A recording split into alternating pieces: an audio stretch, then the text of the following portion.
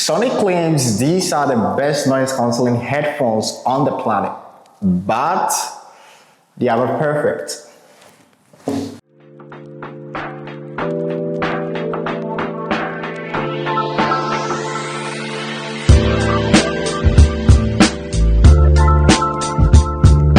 Yes, the Sony WH-1000XM6s are incredible, but there are a few things that might surprise you and even disappoint you. So stick with me for the next few minutes. Let's talk about what Sony did well and what they are still trying to figure out.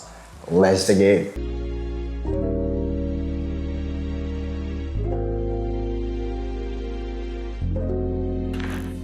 The very first thing you notice is the case.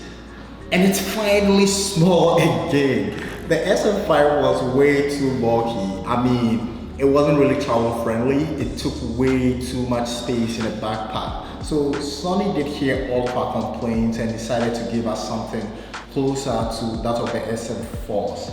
And yes, we love it. These cases are smaller and I'm all for it. On top of that, Sony ditched the zipper and went in for a magnetic closure. This is really huge. Now, all you have to do is just flick it open and you just slam it to close it. It feels very efficient and very safe. I mean, it's secure. Your headphones are not falling out of these. Now, my only slight hesitation is the drop security. I mean, the magnets are really strong and your headphones are not coming out of these on a regular day. But supposing that you drop these on a very hard surface, I assume that it might pop open, which wouldn't happen with a zipper. For me, I actually love the convenience of this magnetic latch. It's modern, it has some elegant touch to it, which makes the whole package feels premium and advanced. Also, Sony made a minor change to the buttons, right? In the SM5, the power button and the noise cancellation button all had this rectangular shape. And I think the only difference was that the power button was a little shorter compared to the noise cancellation button. But in the new SM6s, now the difference is very clear. The power button is circular or round in shape, and the noise cancellation still maintains its rectangular shape. I think it's very good because we don't really look to press, so setting out this distinction is really good, and now there is no confusion. So another minor change Sony made was to the hairband. The hairband now is a little wider and has a lot of padding compared to that of the SM5s. So this is to help with better distribution of weight on your head, right? Which is really good. The foam Sony uses are extremely soft. I think they have some memory foam in there, and with the ear cups, they are really soft. They don't put any pressure on your ear. You can wear them for long hours and not feel a thing, which I think is very important. For some of these devices, you need to be wearing them for long hours, especially if you are traveling for long or if you want to lock in work and block out all noises, right? So yes, it's very nice that Sony considered using mostly plastics and soft materials in producing this device. So there was a little change made to the touch controls. Now we still maintain the same old controls. You swipe forward to skip, swipe back to go to the previous, swipe up and hold to increase the volume, swipe down and hold to decrease the volume. But now you can actually touch and hold to go into listening mode. So if you're having a conversation, if you're in the coffee shop and you want to quickly order something, you can hold and actually hear the person talk, right?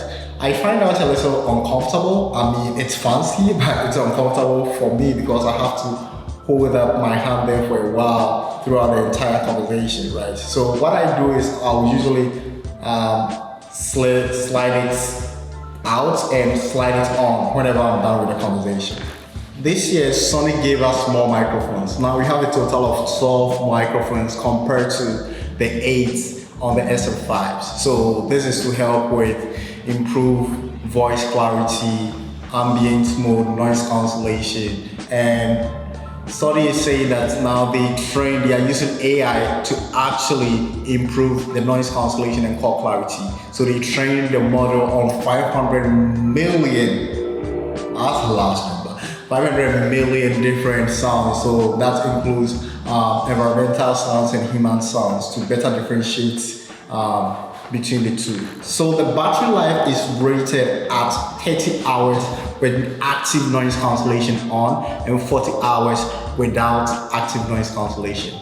I mean, in my testing, I realized that I was hitting a little below those numbers, which is still impressive, right? Sony also claims that you get 3 hours of listening time for 3 minutes of charge, which is insane. It's insane, right? I've had these die on me once while in town, and yes, I plugged it in for a few minutes and it was able to carry me through my entire trip, like in the city. So I think they really did something there.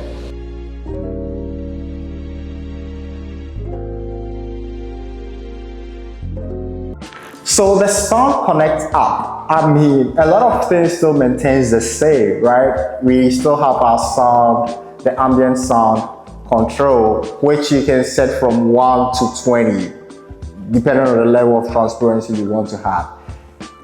But in the listening mode, we have something called background music. Personally, I'm a fan of it, especially when I'm playing games. When I'm playing games, I love for the music to be a little farther away from me, which this does. It does it extremely well. So it's like you can hear the music play, but it's coming from farther away. It's like coming from some tiny speakers far in your room, at the corners of your room, which I love. I don't know whether a lot of people will love this, but personally I love it. I have use for it. Also, we have adaptive sound control, meaning that the noise cancellation and the ambient mode will adjust to different scenes. So assuming that you are walking and you want it in noise cancellation, it will be in noise cancellation whenever it detects that you are walking, right?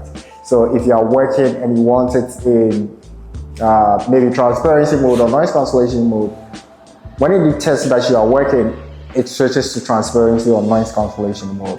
Now we have multi-point connection, right? So you can connect 2 devices. So you can connect either your phone and your laptop as audio sources, and it switches seamlessly.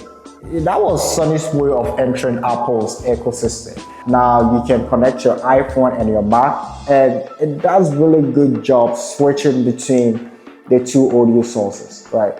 The only issue I have with this is that sometimes, one time I was in a meeting and I realized that when my phone was going off, it switched from my meeting to my phone, which was a little uncomfortable, right? So that's something that you should look out for in that situation. Like, it's putting preference to like phone calls over your current meeting is something really, really huge. So you should be aware of that so that you don't find yourself in those situations.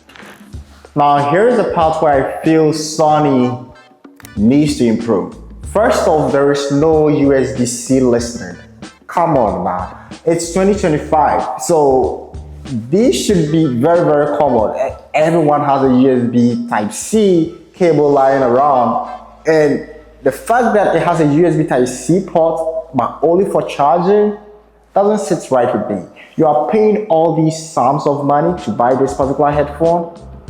It should at least have that, right? So yes, there is no USB Type-C listening. Also, the headphone is still not water resistant. So if it's ready, meaning that's game over, the day has ended, you pack it and you go, because that's it. It's done. They closed. Which sucks a lot. So this is not new. It's attracts fingerprints. It's a fingerprint magnet, right? Especially this color option. So the black color option, fingerprints are way too visible. You can just see it on your device, and sometimes it's uncomfortable, right? So if you're someone that hate seeing fingerprints on your, no one loves to see fingerprints on their devices. Just going for the silver platinum color option. Yes, definitely you see the prints, but they are not as visible because of the color option. But the black makes it very pronounced, which I'm not a fan of. Also, I realized that these scratch way easily. So if you're mixing it up with your stuff, like it's not in the case, you are just throwing it in your backpack or something, it's easy to get it scratched, right? That is something that you have to pay attention to as well. Now the price. So these sit at $449, but you can find some for $429 in certain stores. And they are still not cheap. It's very expensive. So if you're trying to get these, you have to really consider the good and the bad and weigh your options, know what you want to use these for before making the move. Do I think they are worth it? Personally, I think they are worth it because I wear these often when I'm in the plane and I'm in noisy environment. And yes, these are perfect for those situations. Like they cancel out noise a lot. They do a very good job with that. So getting these are perfect for me. So it depends on your situation. If you want something that sounds extremely well, if you want something that has the best transparency out there, you can consider all of these things and find the best premium headphones for you. And I'll also say that if you're new to premium headphones, you should consider giving the Sony WH-1000XM6 a try because they are good. They sound amazing. The noise cancellation is also par with these ones, just that they don't fold. So if you don't really care about the foldability of the device, then you should consider getting the SM5 as they are at a reduced price now. I think they sit around $329 or something, not too sure about the price. So there we have it, the Sony WH-1000XM6. Not an easy name to say. Catch you on the next one.